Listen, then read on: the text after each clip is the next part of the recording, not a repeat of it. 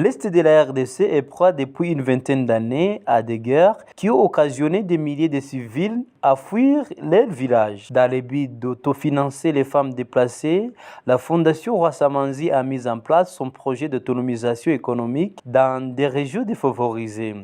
À cet effet, une vingtaine de femmes déplacées vulnérables sont encadrées à Kichanga dans une formation pour apprendre à tisser les paniers. Ces femmes de cette partie du territoire de Massissi au Nord Kivu, qui ont fui leur village suite aux attaques des groupes armés, affirment que certaines d'entre elles ont été victimes de violences sexuelles quand elles partaient au chat pour commander de la nourriture pour leurs enfants. nitwa Nyiransekuye Justina nkaba impunzi yo ku déplacée du camp des Mongotes. Je remercie la Fondation Rwassamanzi pour ces projets. Nombreux d'entre nous avions la peine d'aller au champ pour chercher le bois car nous étions violés. Même quand nous travaillons pour les gens, on ne nous paye pas. ariko twishimye ko yatwoherereje umushinga. Nitwa Nyirasabato Marite ndi impunzi ya hariya Igari.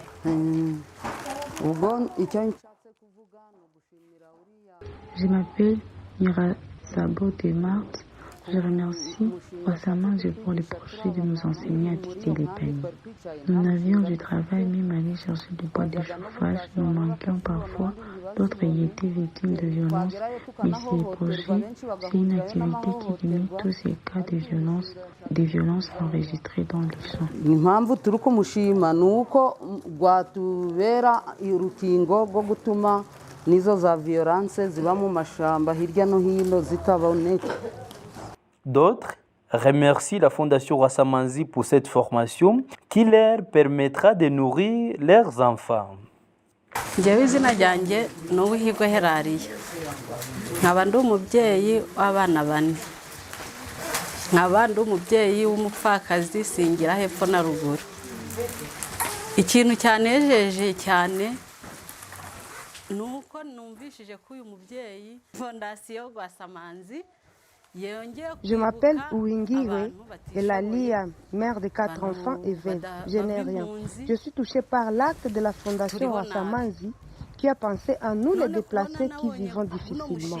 Je manque des mots pour remercier cette dame, que d'autres aussi puissent en bénéficier. Car quand je saurai tisser les paniers, ça m'aidera à faire vivre ma famille. Que Dieu bénisse la Fondation. Nishimiye kugira ngo uko nyibonye nubwo ntari nabimenya n'abandi bazayiboneho bitewe nuko ndi kureba nimbona mbimenye ko nabona icyo najya ndagaburira abana cyangwa nuko nabaho. Fondation Imana imugisha twese hamwe. Uwimbabazi Sifa Adeline ajye nkaba nejejwe nuko nibonye mu gikundi cy'ababyeyi bo kudoda ibikapu. Je m'appelle Uwimbabazi Sifa Adeline. Je suis fière de me retrouver dans cette équipe de femmes. J'avais toujours envie d'apprendre à tisser les paniers, mais j'ai eu la chance d'avoir cette invitation pour participer à ce projet. Soyez bénis. Nous vous demandons de nous soutenir aussi pour nos familles, car nous n'avons pas de nourriture. J'ai fui mon village de Kibarizo. Cette activité m'aidera car les jours où je vais commencer à tisser les paniers, je vais avoir les moyens.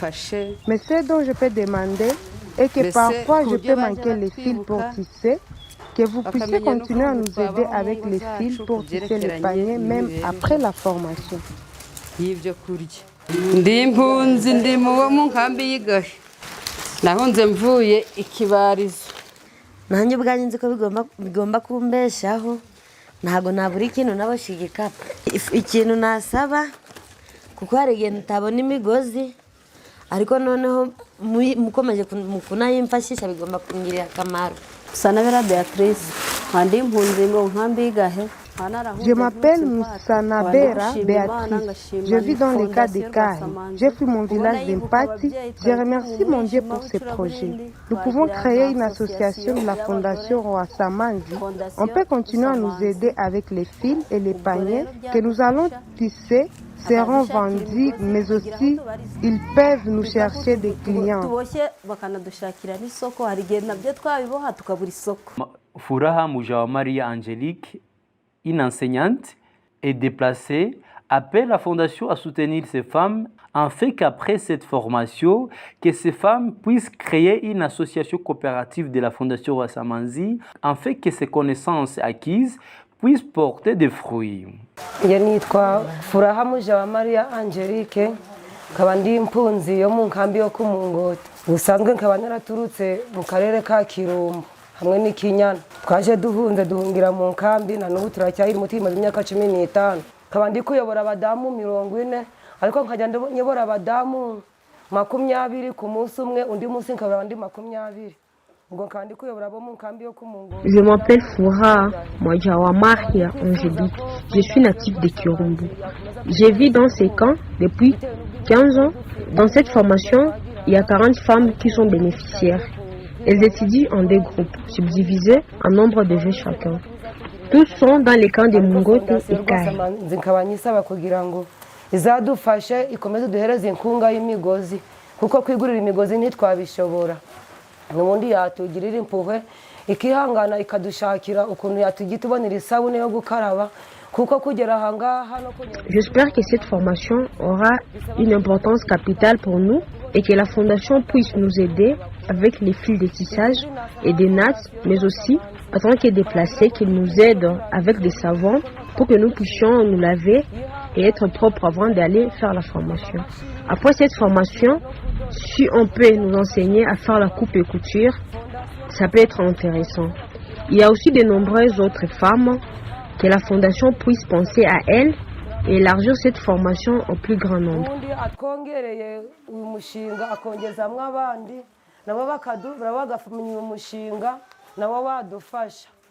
Nous pouvons dire que d'autres projets de ce genre sont prévus par la fondation Rwasamanzi qui aujourd'hui appelle à l'aide des mécénats et des bienfaiteurs afin de secourir aux déplacés qui vivent à Massissi et dans les Rutshuru dans des conditions inhumaines sans médicaments ni nourriture et vêtements.